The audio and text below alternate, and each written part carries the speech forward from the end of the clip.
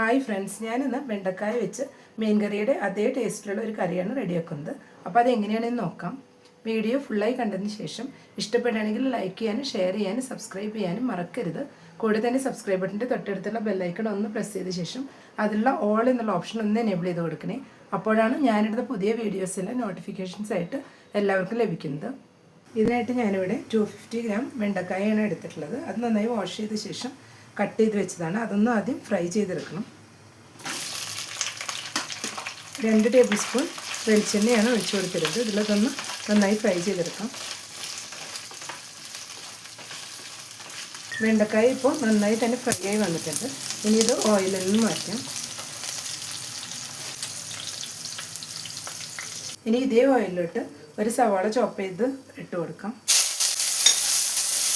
2 പച്ചമുളക് കട്ട് ചെയ്ത് വെച്ചതും ഒരു ചെറിയ പീസ് ഇഞ്ചി ചതച്ച് വെച്ചതും കൂടെ ചേർത്ത് കൊടുക്കണം. ഇതെല്ലാം കൂടെ ഒന്ന് വഴച്ചെടുക്കാം. ജസ്റ്റ് ട്രാൻസ്പെറൻ്റായി വന്നാൽ മതിയാവും. ഇപ്പോൾ സവാളയെല്ലാം ട്രാൻസ്പെറൻ്റായി വന്നിട്ടുണ്ട്. ഈ സമയം 1/2 ടീസ്പൂൺ മഞ്ഞൾപ്പൊടി കൂടെ ചേർത്ത് കൊടുക്കാം.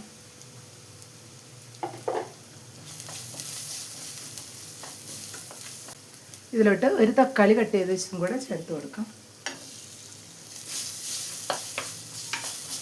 തക്കാളി എല്ലാം നന്നായി വഴച്ചെടുത്തിട്ടുണ്ട്. ഇനി ഇതിലേക്ക് നമുക്ക് വെണ്ടക്കായ കൂടെ ചേർത്ത് കൊടുക്കണം. ഫ്രൈ ചെയ്ത് വെച്ച് വെണ്ടക്കായ കൂടെ ചേർത്ത് കൊടുക്കാം. എല്ലാം ഒന്ന് മിക്സ് ചെയ്തെടുക്കാം. ഇപ്പോൾ എല്ലാം കൂടെ നന്നായി മിക്സ് ചെയ്തെടുത്തിട്ടുണ്ട്. ഇനി നമുക്ക് ഇതിലോട്ട് പുളി ഒഴിച്ചു കൊടുക്കാം. ഞാനിതിലോട്ട് ഒരു നെല്ലിക്ക വലുപ്പത്തിലുള്ള പുളി പിഴിഞ്ഞ് വെച്ചതാണ് ഒഴിച്ചു കൊടുക്കുന്നത്. ഇതെല്ലാം കൂടെ ഒന്ന് മിക്സ് ചെയ്തെടുക്കാം. ഇപ്പോൾ എല്ലാം കൂടെ നന്നായി തന്നെ വഴച്ചെടുത്തിട്ടുണ്ട്. ഇതിലോട്ട് അല്പം ഉപ്പ് കൂടെ ചേർത്ത് കൊടുക്കാം.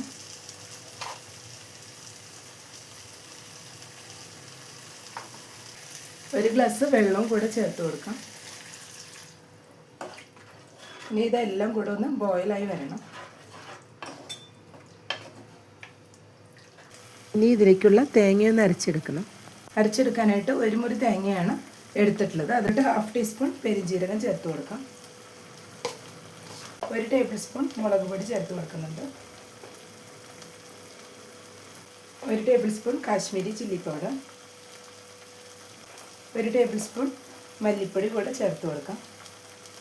ഇനി ഇതെല്ലാം കൂടെ നന്നായി ഒന്ന് അരച്ചെടുക്കാം. ഇപ്പോൾ എല്ലാം കൂടെ തിളച്ച് വരുന്നുണ്ട്. ഈ സമയം ഇതിലോട്ട് അരച്ച് വെച്ച് തേങ്ങ കൂടെ ചേർത്ത് കൊടുക്കാം. എല്ലാം കൂടെ ഒന്ന് മിക്സ് ചെയ്ത് കൊടുക്കാം.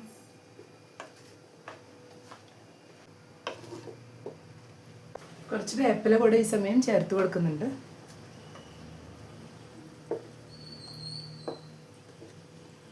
വെണ്ടക്കായ ഓൾറെഡി ഫ്രൈ ചെയ്ത് വെച്ചതായതുകൊണ്ട് ഇത് പെട്ടെന്ന് തന്നെ വെന്ത് വരും. ഇതൊന്ന് ബോയിലായി വരുന്നവരൊന്ന് മൂടി വെച്ച് കൊടുക്കാം. മൂടിയും തുറന്ന് നോക്കാം. ഇപ്പോൾ എല്ലാം കൂടെ നന്നായി തന്നെ ബോയിലായി വന്നിട്ടുണ്ട്. ഇനി 2 സെക്കൻഡ് കൂടെ ഇതുപോലെ ബോയിൽ ചെയ്തെടുത്താൽ മതിയാവും. അപ്പോഴേക്കും വെണ്ടക്കായയിൽ മസാല എല്ലാം നന്നായി പിടിച്ചു വരും. ഒരു 1-2 സെക്കൻഡ് കൂടെ ഇതുപോലെ ഒന്ന് തിളപ്പിച്ചെടുത്തിട്ടുണ്ട്. ഇപ്പോൾ വെണ്ടക്കായ കറി ഇവിടെ റെഡിയായി വന്നിട്ടുണ്ട്. ഇനി ഇതൊന്ന് താളിച്ചെടുക്കാം. കറി താളിക്കാനായിട്ട് ഇപ്പോൾ ഒരു പാൻ വെച്ച് 1.5 ടേബിൾ സ്പൂൺ വെളിച്ചെണ്ണ ഒഴിച്ച് കൊടുത്തിട്ടുണ്ട്.